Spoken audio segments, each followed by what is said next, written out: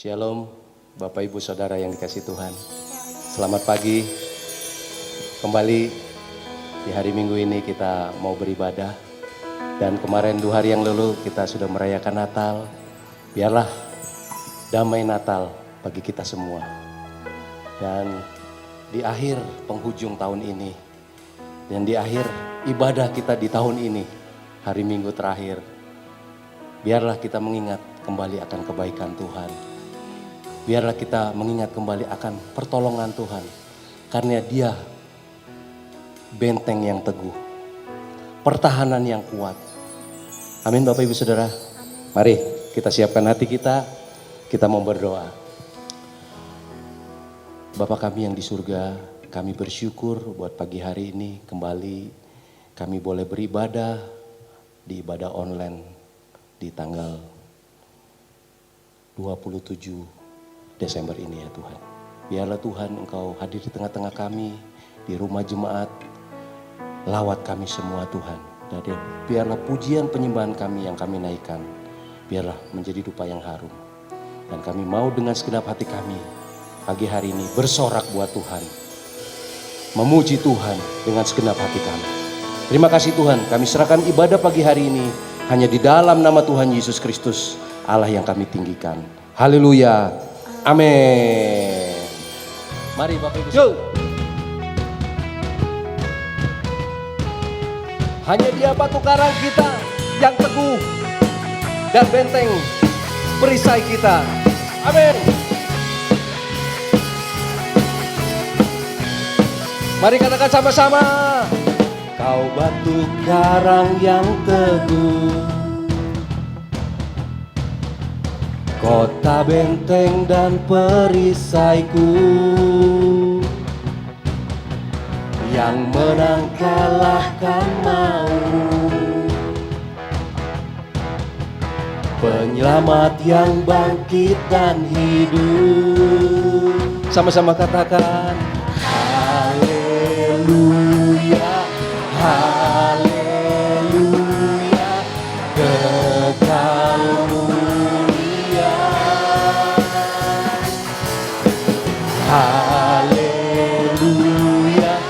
haleluya, dahsyat berkuasa. Yo katakan, bersorak nyatakan, Yesus Kaulah Tuhan, Kau Raja pemenang. Bersorak masyurkan, Yesus Kaulah Tuhan, Juru Selamat dunia.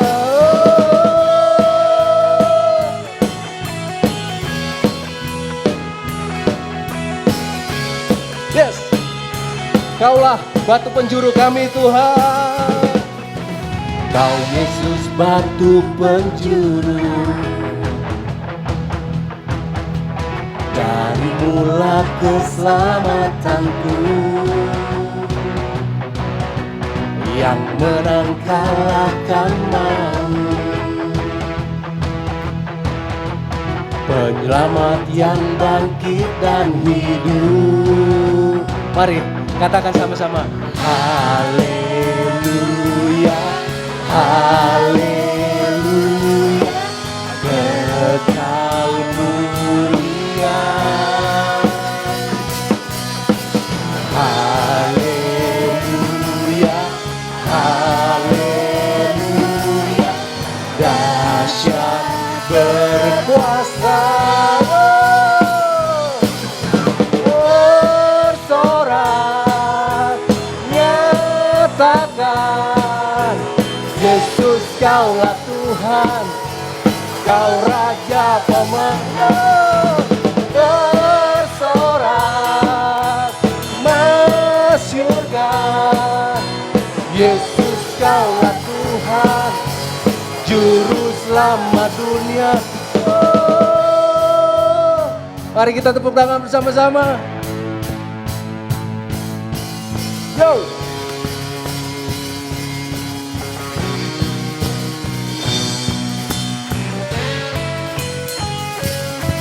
gitar memuji Tuhan. Amin.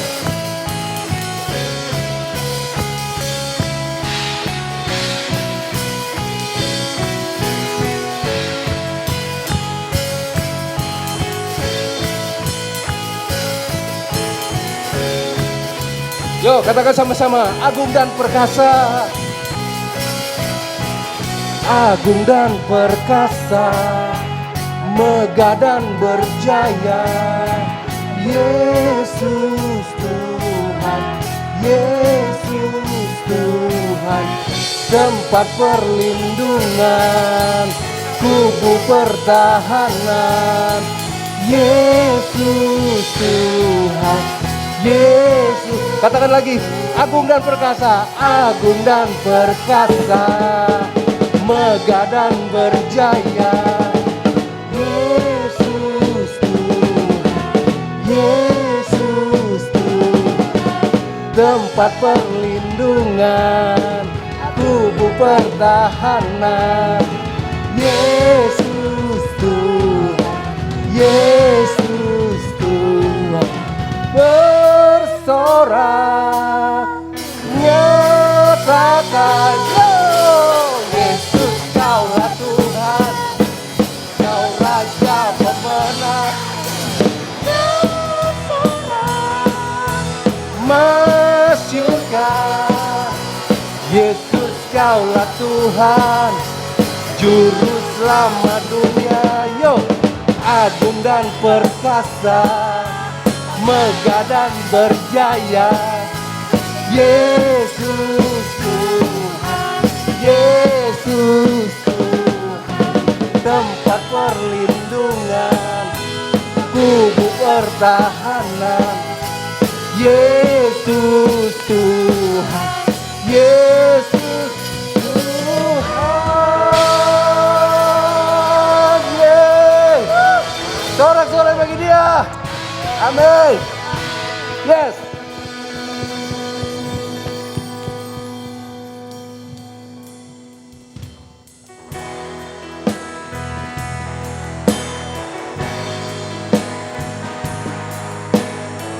Bukan dengan kekuatan kami Tuhan, tapi karena kekuatan-Mu ya Tuhan.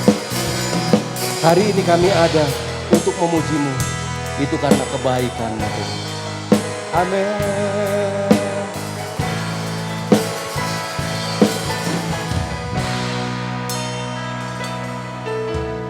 Bukan dengan kekuatanku ku dapat jalani hidupku, tanpa Tuhan yang di sampingku, ku tak mampu sendiri. Hanya Engkaulah kuatku, Engkaulah kuatku, yang menopangku. Ku pandang wajah-Mu dan berseru, pertolonganku datang dari-Mu. Peganglah tanganku, jangan lepaskan, Kaulah harapan dalam hidupku. Kita katakan dari awal lagi, kita nyanyikan bersama. Bukan dengan kekuatanku. Amin.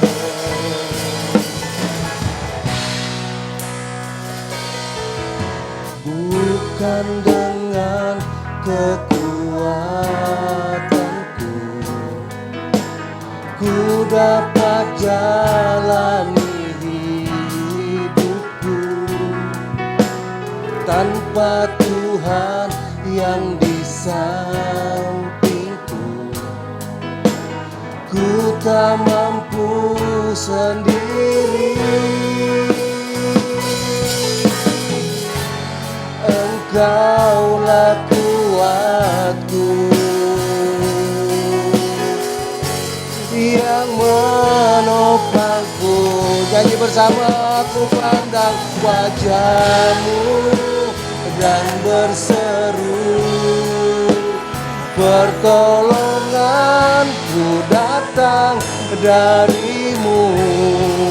Peganglah tanganku, jangan lepaskan, Kaulah harapan dalam hidup. Katakan lagi, ku pandang wajah-Mu dan berseru, pertolonganku datang dari-Mu. Peganglah tanganku, jangan lepaskan, Kaulah harapan dalam. Sekali lagi jemaat, kita katakan, peganglah tanganku, ku pandang wajah-Mu dan berseru, pertolonganku datang dari-Mu. Peganglah tanganku, jangan lepaskan, Kaulah harapan dalam hidupku. Kaulah harapan dalam hidupku.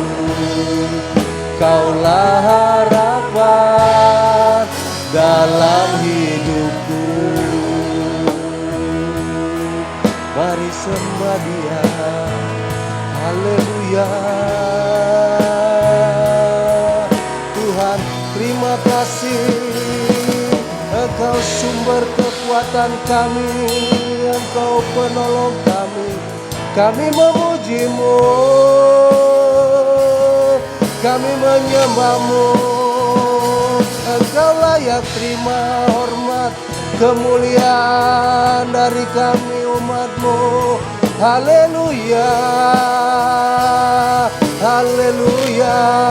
Diaralabasika ralabatakanamu, diaralabasika namase, diaralabatakanamu.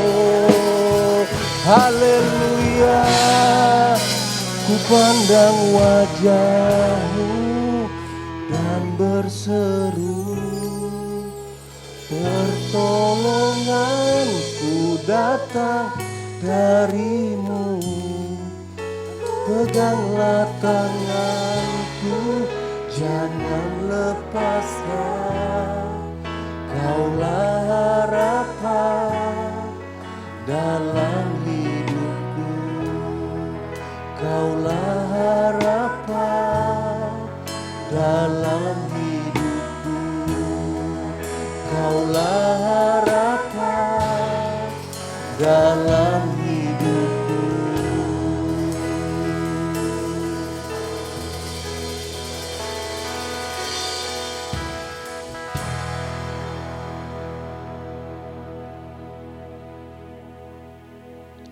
Mari kita berdoa.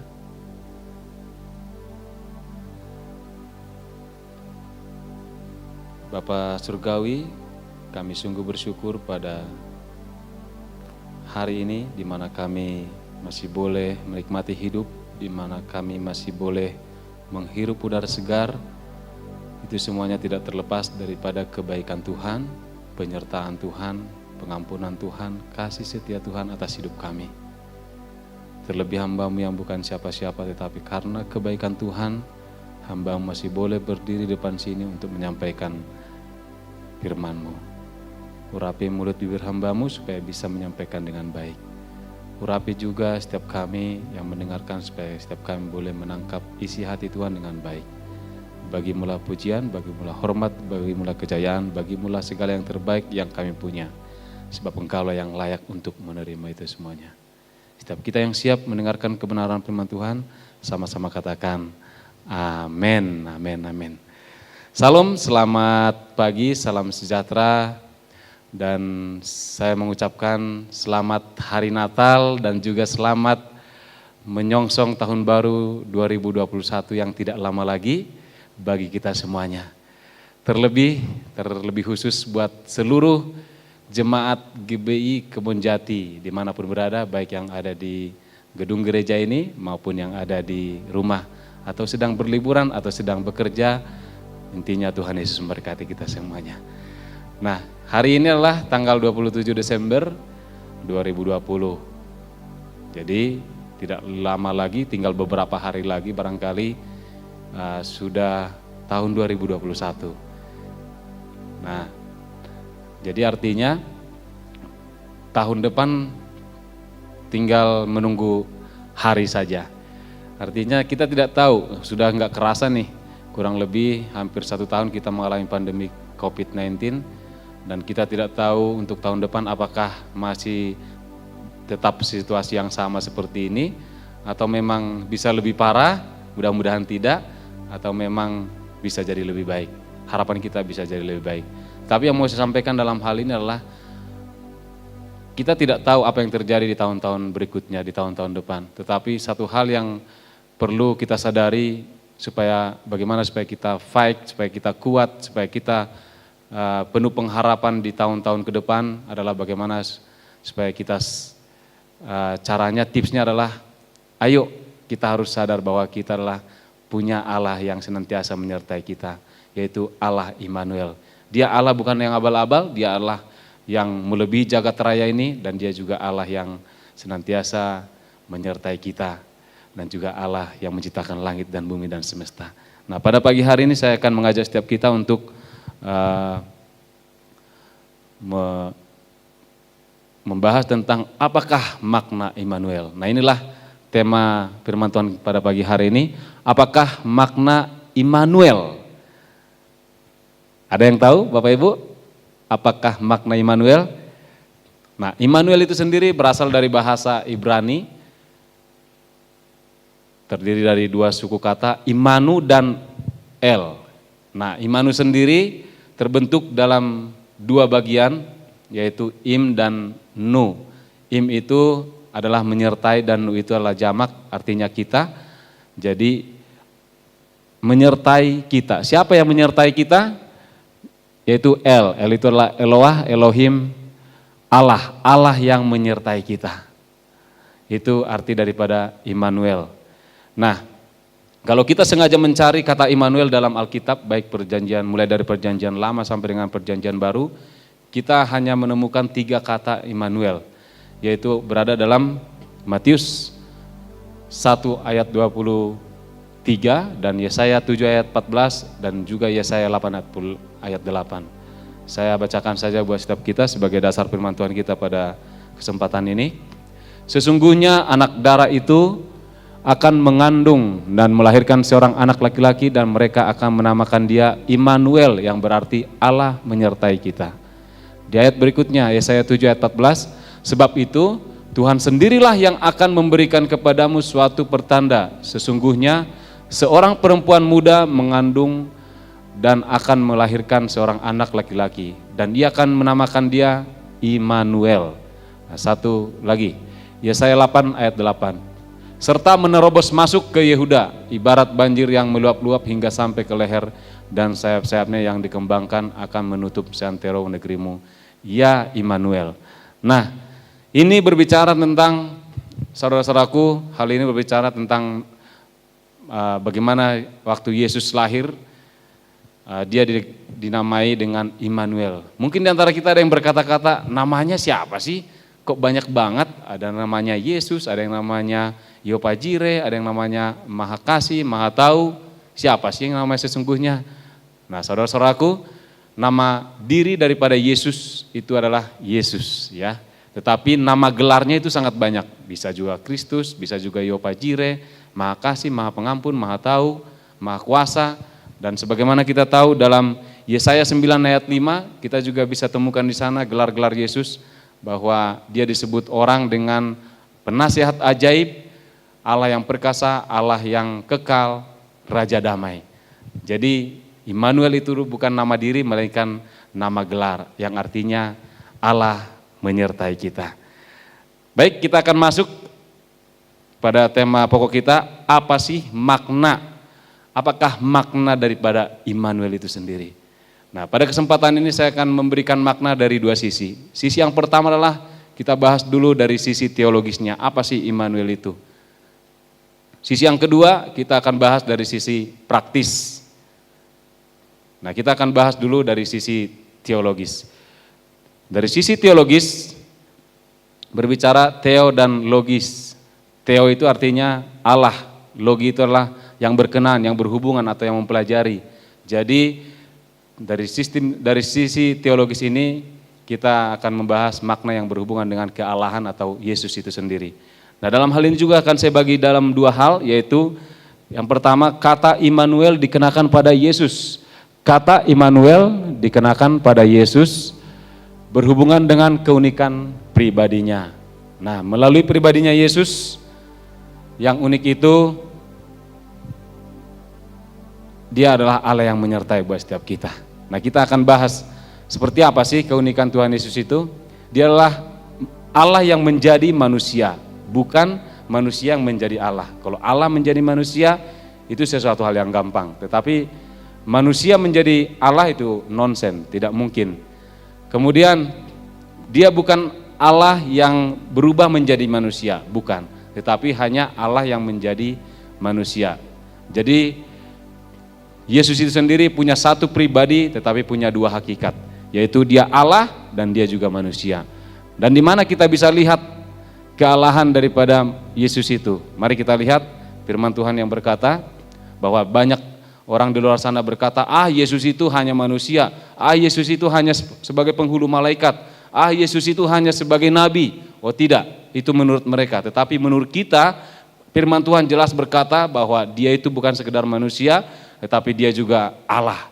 Nah, kita akan lihat bagaimana membuktikan bahwa Dia adalah Allah. Yohanes 1 ayat 1. Pada mulanya adalah firman, firman itu bersama-sama dengan Allah, dan firman itu adalah Allah. Ini menandakan bahwa Yesus adalah Allah. Dan bisa kita lihat lagi di firman Tuhan yang lain, Filipi 2 ayat 5 dan 6. Hendaklah kamu dalam hidupmu bersama menaruh pikiran dan perasaan yang terdapat juga dalam Kristus, yang walaupun dalam rupa Allah tidak menganggap kesetaraan dengan Allah itu sebagai milik yang harus dipertahankan. Nah, dalam King James Version, Christ Jesus who being in the form of God, yang artinya ada dalam rupa Allah. Jadi Yesus itu ada dalam rupa Allah, artinya Dia adalah Allah. Dalam bahasa asli Alkitabnya adalah huparkon. Huparkon adalah suatu keadaan yang tidak bisa diubah oleh apapun. Contohnya, kita kan punya mama nih, punya orang tua. Nah, bagaimana caranya mama kita itu tidak bisa jadi mama kita? Tentunya dia tidak bisa kita ubah supaya tidak jadi mama kita. Sekalipun dia sudah meninggal, sudah tidak ada lagi, dia tetap mama kita. Tetapi berbeda dengan handphone atau mic ini. Mic ini bisa jadi berubah. Contohnya, mic ini bisa tadinya milik saya bisa berubah jadi bukan milik saya. Contohnya saya berikan kepada Samuel, saya berikan kepada yang lain, atau saya jual ini mic, tapi ya artinya jadi bukan milik saya. Handphone ini pun sama, bisa saya berikan atau bisa saya jual jadi bukan milik saya. Artinya ini bisa berubah. Tetapi kalau mamah kita mau seperti apapun dia, mau pergi, mau sudah meninggal, dia tetap mama kita. Itulah artinya sesuatu yang tidak bisa diubah oleh apapun. Nah, itu adalah huparkon. Nah, Yesus sendiri pun Allah yang menjadi manusia, Dia tidak pernah berhenti jadi Allah. Dia tidak pernah berhenti menjadi atau pensiun menjadi Allah. Dia tetap Allah dan Dia tetap manusia. Makanya di situ adalah dua hakikat dalam satu pribadi, yaitu yang namanya Yesus. Dia tetap Allah dan Dia juga Yesus. Jadi itu menunjukkan bahwa Yesus itu adalah Allah. Dan banyak firman Tuhan yang lain lagi. Bisa kita lihat bahwa firman Tuhan yang lain juga berkata, aku mengampuni engkau. Kalau manusia kan biasanya memaafkan. Itu pun kalau orang tersebut punya salah kepada kita. Tapi kalau orang lain yang punya salah, kemudian lalu Yesus berkata, aku mengampuni dosamu. Nah, siapa yang berhak mengampuni dosa seseorang? Kalau dia bukan Allah. Demikian juga, aku setelah ada sebelum Abraham ada. Aku sudah ada sebelum langit dijadikan. Siapakah yang sudah ada sebelum langit dijadikan? Siapakah yang sudah ada sebelum Abraham ada? Itu Yesus sendiri yang berkata, dan itu bertanda bahwa Dia memang Allah. Dan masih banyak firman Tuhan yang lain yang berkata bahwa Yesus itu bukan hanya sekedar manusia, tetapi dia juga Allah. Nah, bisa juga kita lihat tentang kemanusiaan daripada Yesus. Sudah jelas banyak firman Tuhan yang mendukung itu. Bagaimana dia bisa haus, bagaimana bisa dia lapar, bagaimana bisa dia capek, kedinginan dan lain sebagainya. Nah, itu bagaimana kita bisa melihat dari sisi teologis tentang keunikan pribadi Allah. Jadi kita beruntung punya Allah yang unik, yang hanya satu-satunya, tidak ada yang lain, hanya Yesus saja yang punya pribadi. Buat apa dia menjadi manusia dan juga menjadi Allah? Nah, ini akan kita bahas di hal yang kedua. Supaya apa? Supaya dia bisa menjadi imam besar, dan juga supaya dia bisa menjadi perantara antara manusia dengan Allah. Nah, hal yang kedua mari kita perhatikan. Hari kita lihat, hal yang kedua dari sisi teologisnya adalah, tadi hal yang pertama kan tentang kata Immanuel dikenakan pada Yesus berhubungan dengan keunikan pribadinya. Nah, hal yang kedua adalah ini. Kata Immanuel dikenakan pada Yesus berhubungan dengan fungsi keimamannya. Nah, kita akan lihat tentang keimamannya. Bisa kita lihat dalam firman Tuhan, Ibrani 4 ayat 14. Karena kita sekarang mempunyai imam besar agung yang telah melintasi semua langit, yaitu Yesus, Anak Allah. Baiklah kita teguh berpegang pada pengakuan iman kita. Kemudian di ayat berikutnya, 1 Timotius 2 ayat 5. Karena Allah itu Esa, dan Esa pula dia yang menjadi pengantara antara Allah dan manusia, yaitu manusia Kristus Yesus. Jadi Yesus adalah pengantara kita. Ini Allah, ini Yesus, ini manusia, dan di tengah-tengah ada Yesus. Ini adalah bagaimana ketika Allah mau menghampiri manusia, itu tidak bisa serta-merta, karena ada begitu jarak yang begitu jauh.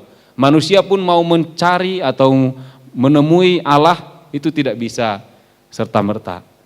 Makanya Allah menjadi manusia supaya jadi imam besar, supaya menjadi perantara antara manusia dengan Allah. Tujuannya supaya apa? Ya, supaya bisa menjadi jalan manusia kembali kepada Allah.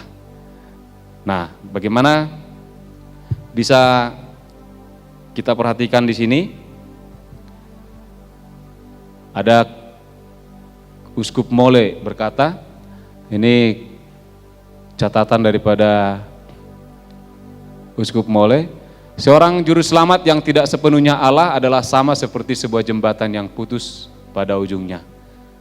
Kemudian sekalian saja saya bacakan, John Wesley Brill, ada dua tabiat dalam diri Yesus Kristus supaya ia menjadi perantara atau juru syafaat atas Allah dan manusia. Sebab Kristus mempunyai dua tabiat, maka ia dapat bersekutu dengan Allah dan manusia. Dan dalam hal ini ia setara dengan Allah dan sama-sama merasakan kelemahan manusia. Oleh sebab ia manusia, dapatlah ia mengadakan pendamaian. Oleh sebab itu Allah, maka pendamaian itu sangat berharga. Seorang juru selamat yang hanya manusia tidak dapat mendamaikan kita dengan Allah. Nah, ini quote daripada John Wesley Brill. Artinya, tidak ada manusia, tidak ada nabi, tidak ada pejabat, tidak ada politikus, sekali berapapun itu yang bisa berkata bahwa dia bisa membawa manusia kepada Allah. Karena apa? Karena dia hanya manusia saja. Jadi hanya Yesus saja satu-satunya jalan yang bisa perantara kita kepada Allah. Makanya ada firman Tuhan berkata dalam Yohanes 14 ayat 6, akulah jalan dan kebenaran dan hidup, tidak ada yang sampai kepada Bapa kalau tidak melalui aku. Nah, ini menandakan bahwa dia adalah satu-satunya perantara kita. Dia adalah satu-satunya jembatan kita untuk boleh datang kepada Allah. Nah, ini dialah iman kita. Jadi kita beruntung punya Tuhan yang luar biasa, dengan lahirnya atau dengan Allah menjadi manusia, akhirnya kita punya imam yang besar, kita punya perantara supaya kita bisa jadi selamat. Nah, pada hari Natal ini kita kita refleksi sebentar, apakah kita pernah dalam suatu momen kita pernah lahir, kita menjadikan Yesus itu lahir dalam hidup kita, artinya kita menjadi lahir baru, menjadikan Yesus menjadi Tuhan dan juga sekaligus jadi juru selamat kita. Apakah itu pernah Bapak Ibu sekalian? Itu harus dalam hidup kita. Kalau tidak, kita tidak akan pernah memperoleh keselamatan itu sendiri. Karena firman Tuhan dengan tegas, hanya melalui Tuhan saja kita bisa sampai kepada Bapa. Jangankan orang yang tidak percaya kepada Yesus.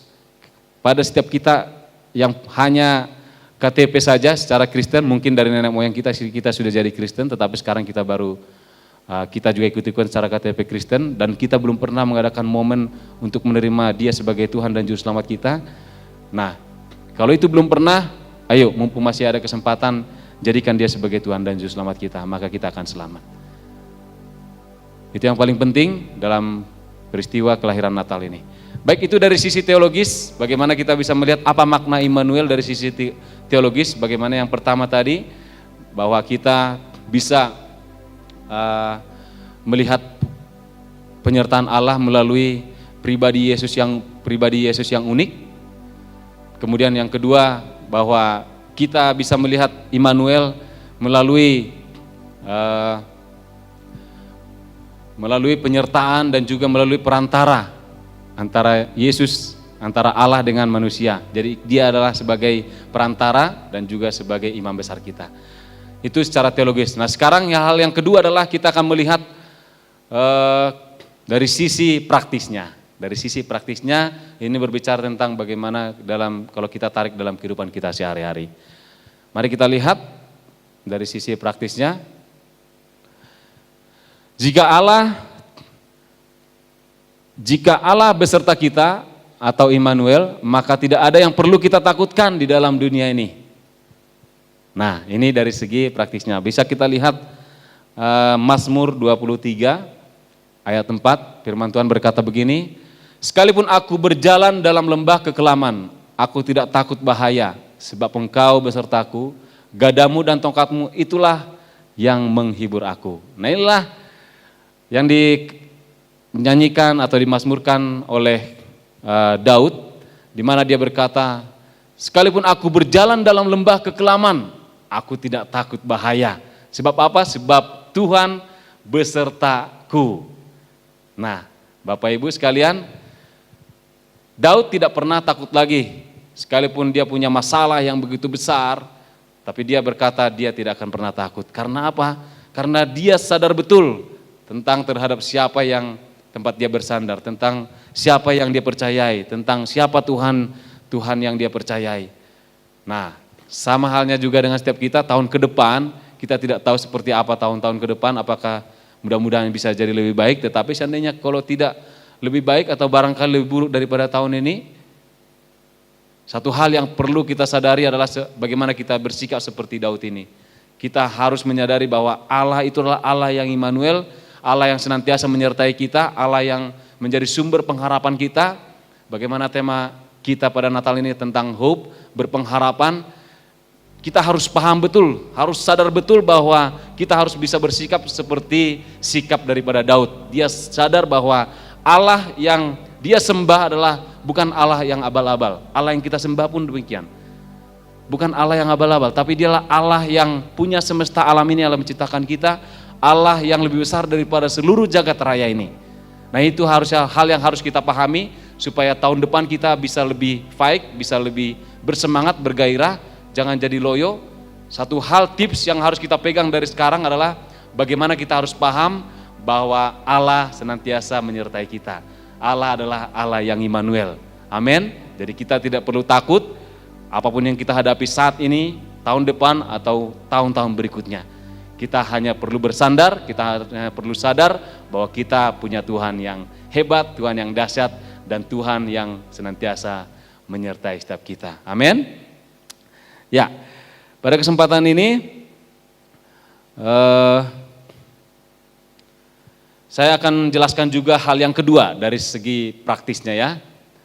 Hal yang kedua, praktis yang pertama tadi bagaimana kita tidak perlu takut tentang apa yang kita hadapi karena kita punya Allah yang senantiasa menyertai kita atau Allah Immanuel. Nah, hal yang terakhir